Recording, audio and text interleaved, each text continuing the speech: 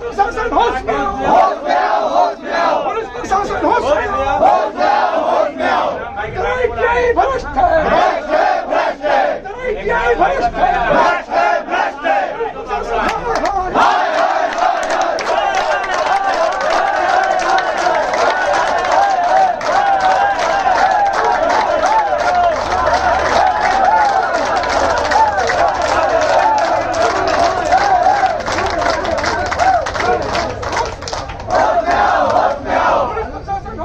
ये जो सामने घर दिख रहा है और बहुत सारे लोग बैठे हैं, ये दरअसल यहाँ पर गमगीन माहौल में बैठे हुए हैं। ये जो घर दिख रहा है, इस घर में रहने वाले एक लड़के वाजुद्दीन की हत्या कर दी गई है। बाबू के नाम से इस पूरे इलाके में पुकारा जाने वाला वो लड़का अब इन लोगों के बीच में नहीं है। लेकिन जो जानकारी है, ये पिछले 1 महीने की घटना है, कोई 1 दिन की घटना नहीं है। पिछले 1 महीने पहले से वो लड़का घर से गायब हुआ था और 1 महीने के बाद, पूरे 33 दिन के बाद उसकी डेड बॉडी जो है, उसका शरीर जो है ज़मीन के भीतर गड़ा हुआ मिला। और इस बात का खुलासा करने में पुलिस को महीने भर का वक्त लग गया। और ये सारे आरोप भी हैं और एक सवाल भी है कि क्या इस मोहल्ले में रहने वाले जो लोग हैं और इस इलाके में रहने वाले जो लोग हैं, इन लोगों के बच्चों का भविष्य सुरक्षित है। क्योंकि ये सवाल इसलिए है क्योंकि ये जो घटना हुई है एक ऐसी जगह पर हुई है जो इस इलाके के सबसे बड़े नेताओं में से एक माने जाते हैं, इकराम अहमद। इसमें पर अध्यक्ष के पद पर हैं नगर निगम में। और ये घटना उनके सगे भाई के बेटे के साथ हुई, उनके भतीजे के साथ हुई है। और एक नेता के घर में इस तरह की चीज़ होना, मतलब जो आम लोग यहाँ पे बैठे हुए हैं, ये लोग काफ़ी ज़्यादा इस चीज़ से डर पैदा होता है सबके दिलों में। हम इस मामले पर बात करेंगे, सभी से बात करेंगे। पहले इकराम जी से हम बात करते हैं कि 1 महीना पहला पुराना मामला है और आप लगातार ढूंढ रहे थे, लगातार हर जगह पूरी कोशिश कर रहे थे, लेकिन पुलिस ने बाद में इसे प्रेम प्रसंग से जोड़ दिया और खुलासा किया कि जिस व्यक्ति को पकड़ा गया है, जिससे खुलासा करवाया गया, उसके लड़की के साथ अवैध संबंध था लड़के का, इसलिए उसने हत्या करवा दी, सुपारी दे करके हत्या करवा दी। और ये कोई ऐसा मामला नहीं था, उस व्यक्ति पर पहले भी 3 से 4 हत्याओं का आरोप लगा हुआ है। कहाँ तक आप मानते हैं कि ये प्रेम प्रसंग का मामला था? और ये प्रेम प्रसंग का मामला था तो फिर हत्या तक बात कैसे पहुंची? ये सब मनगढ़ंत कहानियाँ हैं कि मनगढ़ंत पिक्चर को, मतलब पूरे एक क्रिमिनल केस को कन्वर्ट करने की कोशिश की जा रही है। अगर प्रेम प्रसंग का मामला था तो पुलिस को उस सिंगल पर भी जांच करनी चाहिए। निश्चित तौर पर जब बाबू के नंबरों को ट्रेस किया गया और बाबू के नंबर निकाले गए, डिटेल निकाले गए, उन डिटेलों में वो लड़की का नंबर भी होना चाहिए। जब प्रेम प्रसंग का मामला था तो उस सिंगल पे पुलिस को काम करना चाहिए ना। पुलिस क्या कर रही थी? पुलिस आज करीब 28 दिन से 27-28 दिन से पुलिस क्या कर रही है? क्यों नहीं उस सिंगल पे काम की? केवल और केवल एक ही मकसद है कि केस को किस तरह कन्वर्ट किया जाए और लोगों के ध्यान को, जो पूरे निगम क्षेत्र के अंदर में जो नशे का कारोबार चल रहा है, उसको कैसे दबाया जाए और इस मामले को कैसे हाईलाइट किया जाए। एक लड़की का मामला डाल करके उसको हाईलाइट कर दिया जाए ताकि एक बहुत बड़ा क्राइम हुआ है, उस क्राइम को दबा दिया जाए। ये इनकी चाल है और बहुत गलत तरीका है। आपको ऐसा लगता है कि ये बदला जा रहा है? क्यों ऐसा हो सकता है? क्यों पुलिस ऐसा कर रही है कि सामने वाला जो आरोपी है उसको बचाने की कोशिश कर रही है, लड़की का मुद्दा सामने ला रही है?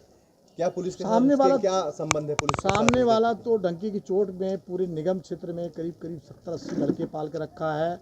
हर गली मोहल्ले में उसके लड़के हैं और गांजा की तस्करी खुलेआम होती है। ये पुलिस को पता है।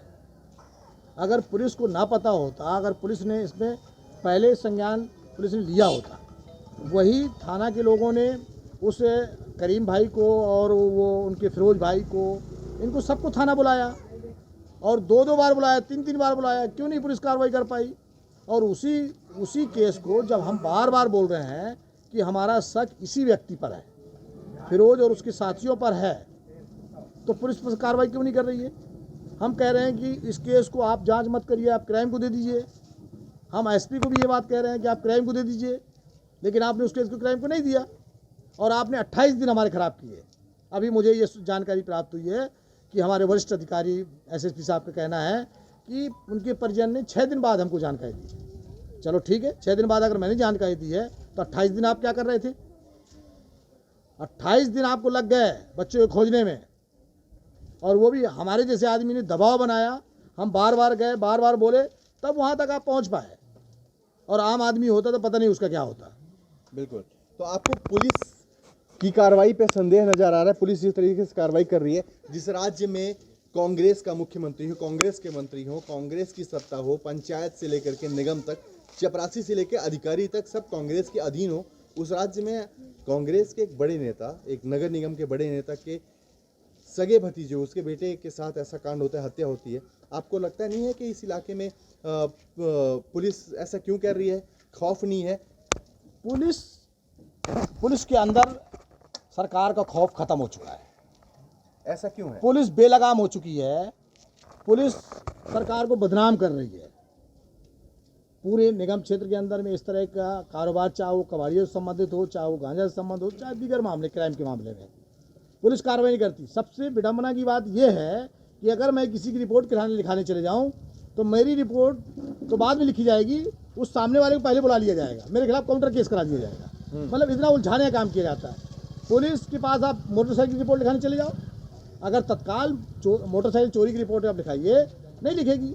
आप बोली 2 दिन ढूंढिए उसको, 4 दिन खोजिए, फिर 5वां दिन कोई नेता फोन करेगा तब उसकी रिपोर्ट लिखी जाएगी। तो जिस करीम पर आरोप लग रहे हैं, पुलिस ने खुद उसको पकड़ा है, उसका पूरे इलाके में गांजा तस्करी का काम है और उसके द्वारा पुलिस को पैसे दिए जाते हैं, इससे पुलिस ऐसा कर रही है। बिल्कुल। और जो बाबू के साथी हैं, जितने भी बाबू के साथी हैं, क्योंकि मैं इस केस में इससे ये नशे फंसे मेरे कोई लेना नहीं है। जो बाबू के साथी, जो बाबू की जितनी भी साथी है, सब ने ये बात कही है कि फिरोज और उसके साथियों और करीम, इनके द्वारा नशे कारोबार किया जा रहा पूरे निगम क्षेत्र में और खुलेआम पुलिस इनकी सिटिंग है। इसीलिए उन्हीं लड़कों ने, उन्हीं के दोस्तों ने मुझे कहा कि चच्चा, अगर आप पुलिस, उरला पुलिस और किसी पुलिस से जांच करवाओगे उरला क्षेत्र में तो कोई रिजल्ट नहीं मिलने वाला। आप इसको आप नेता हो, आप अपने नेताओं से बात करके उसको क्राइम में दो, तब इसकी जांच होगी। और जब मैं विधायक जी से मिला, विधायक जी ने 27 तारीख को जा करके मेरे साथ गए, बैठे, बातचीत हुई। उस बात को हमारे एसएसपी साहब ने स्वीकार किया कि मुझे भी इस केस में संदेह लगता है, कहीं ना कहीं कुछ गड़बड़ हुआ है, और 24 घंटे के अंदर मुलजिम पकड़ जाते हैं। तो जो ये क्राइम स्क्वाड की पुलिस है, वो कहीं बाहर से तो आई नहीं है, अलग से कोई पैदा नहीं हुई है। उसी पुलिस वालों से छटनी करके कुछ पुलिस वाले दिए जाते हैं, और वही क्राइम स्क्वाड जब खत्म होती है तो उसी थाने में आ जाती है। तो थाने वालों को क्राइम को पकड़ने में इतना टाइम क्यों लगता है? इस पर उच्च अधिकारी को सोचना चाहिए ना भाई।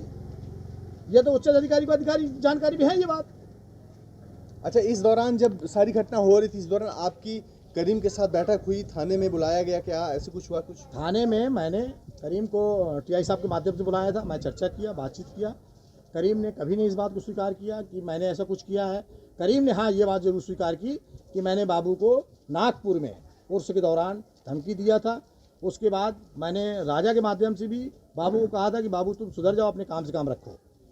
बाबू के गुम होने के 3 दिन पहले करीम ने राजा को बुला करके धमकी दी इस बात की कि बाबू को बोलो कि सुधर जाए, अपने काम से काम रखे, यानी ऐसी जगह फेंकवाऊंगा जहां जिंदगी भर वापस नहीं आएगा। किस काम की बात कर रहा था? किस काम से काम रखने की चर्चा कर रहा था वो? जो वो कारोबार करता होगा, जो नशा कारोबार करता होगा। क्योंकि ये भी जानकारी लड़कों से मुझे प्राप्त हुई थी कि करीम का कुछ गांजा से संबंधित कुछ माल वाल भी पकड़ाया था पुलिस के माध्यम से उन्होंने। किसने पकड़वाया था? बाबू ने। अच्छा। तो वो भी उनको तकलीफ थी, वो भी उनको बदला लेना था। तो ये सब वजह बनी। अब इस वजह को दबाने के लिए एक लड़की को सामने खड़ा कर दिया गया कि उसका तो लड़की से संबंध था।